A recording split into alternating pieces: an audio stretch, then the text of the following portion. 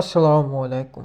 BPL 2026 সালের শেষ পর্ব অর্থাৎ ঢাকা পর্বের সূচি। 15 জানুয়ারি 2026 চট্টগ্রাম রয়্যালস এবং নোয়াখালী এক্সপ্রেস বেলা 1টায়।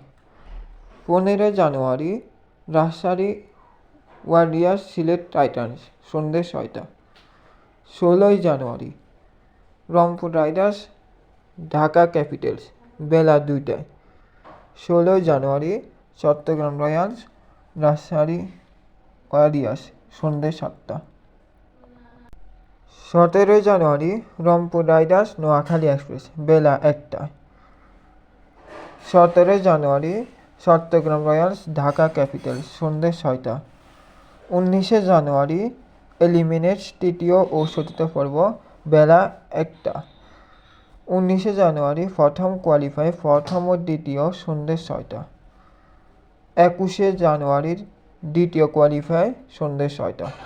23 জানুয়ারি ফাইনাল ম্যাচ সন্ধ্যে 7টা।